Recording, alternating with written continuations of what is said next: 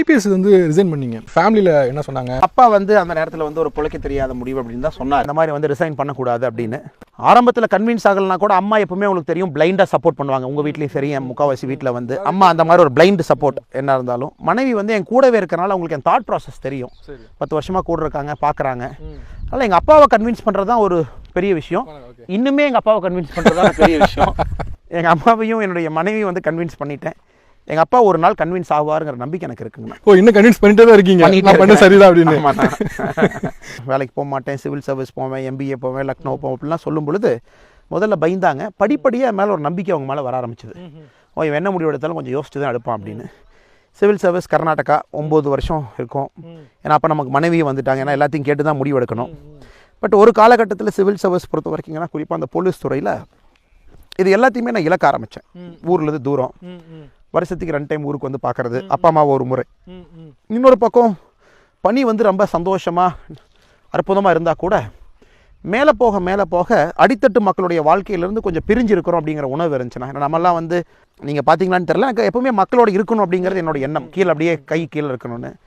AC room, board room, அந்த மாதிரி வாழ்க்கை மாற ஆரம்பிக்கும். ஒரு முக்கியமான முடிவு எடுக்க வேண்டிய கட்டாயம். உடனே டெசிஷன் எடுக்கலன்னா கைலாஷ் போய் இந்த 2018 அதுக்கப்புறம் 1 வருஷம் டைம் எடுத்தேன். ஒருத்தராக கன்வின்ஸ் பண்ணேன், பிளான் ஆஃப் ஆக்ஷன் சொன்னேன். அப்போவே விவசாய நிலத்தை கையில் எடுக்க ஆரம்பித்தேன்.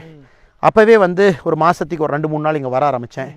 நீங்கள் பார்க்குற அந்த போர் அப்போ நான் போட்டது தண்ணி வசதி இல்லாமல் இங்கே ஒரு போரு, அந்த செட்டிக்காட்டுக்குள்ளே இன்னொரு போரு, அதெல்லாம் போட்டு ஃபஸ்ட்டு தண்ணி வசதி ஏற்படுத்தினேன். தண்ணி வசதி ஏற்பட்டு இந்த காடெல்லாம் இப்போ பார்த்தீங்கன்னா இவ்வளோ நீட்டாக இருக்குண்ணா. முதல்லலாம் இந்த மாதிரி இல்லை. அப்புறம் இதெல்லாம் ஃபுல்லாக க்ளீன் பண்ண ஆரம்பிச்சுன்னா இதெல்லாம் க்ளீன் பண்ணி சோளங்கம்பு போட்டு ஒரு 50 ஆடு வாங்கி, 60 ஆடு வாங்கி, 70 ஆடு வாங்கி கொஞ்சம் கொஞ்சமாக செட் பண்ணி விவசாயத்துக்கு ஆள் கூட்டிகிட்டு வந்து இதெல்லாம் அந்த 1 வருஷத்துக்கு நான் செட் பண்ண ஆரம்பிச்சேன், ரிசைன் பண்ணுறதுக்கு முன்னாடி.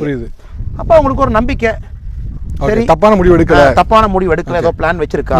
ஆனால் இது வந்து நம்ம கிணறு, இதை வந்து கொஞ்சம் சரி பண்ணணும். நல்லா ஆழம், நீங்கள் பார்க்கலாம். தண்ணி கொஞ்சம் கீழே இருக்குது. ஏற்கனவே சொன்ன மாதிரி இப்போ வரல வறட்சி, தண்ணி நார்மலாக மேலே இருக்கும். சரியான எத்தனை அடி இது அண்ணா? இது வந்து 85 அடிங்கண்ணா. இதில் குளிச்ச அனுபவம்லாம் இருக்கா? ஆனால் நல்லா குளிச்ச அனுபவம் இருக்குது. பட் இப்போ என்னன்னா, இப்போ செவரு கொஞ்சம் வீக்கானால குழந்தைங்களை உள்ள விடுறது இல்லைங்கண்ணா. சரி. இந்த பக்கம் ஒரு கிணறு இருக்குது, அந்த பக்கம் குளிப்போம். அதனால சின்ன வயசுல வந்தபோது குளிச்சதுன்னா பாம்பேரி ஃபுல்லாக கட்டினா தான் திரும்ப உள்ள இறங்க முடியும். ஓகே. மேலே ஏற முடியாதுண்ணே? ஆனால் மேலே கைத்து போட்டு ஏறணும்னு. ஏன்னா நீங்கள் அந்த பெட் இருக்கு பாருங்க, அது கீழே கயிறு போட்டு ஏறணும். அது மாதிரி பெரிய ஒரு அட்வென்ச்சர் அது. நான் இங்கே ஒரு பெட்டு, இங்கே ஒரு பெட்டு, அது எல்லாமே இடிஞ்சு உள்ள விழுந்துச்சு. இப்போ அடுத்த கட்ட சரி. இப்போ கிணத்துல குளிக்க சான்ஸ் இல்லாமல் போயிடுச்சு. இதுக்குள்ள குளிக்க முடியாது, இல்லாமல் போயிடுச்சு. இப்போ ஏறி எல்லாத்தினாலும் இறங்கி ஏற முடியாது. சரி. இப்போ நம்ம தோட்டத்தில் நீங்கள் பார்க்குற எல்லா காய்கறியுமே இயற்கை விவசாயினே. திரும்ப உரங்கள் வந்து செயற்கை வரணும், எல்லாமே ஆட்டுடைய புழக்க, மாட்டுடைய சாணி. நம்ம திரும்ப ரிட்டர்ன் போகும்போது காட்டுறோம். அதான் இன்னைக்கு நானும் நம்ம நண்பர் சாப்பிடும்போது கூட சொன்னோம், கிட்டத்தட்ட 5-6 காய்கறிகள் இங்கிருந்து எடுத்து சாப்பிட்றோம்.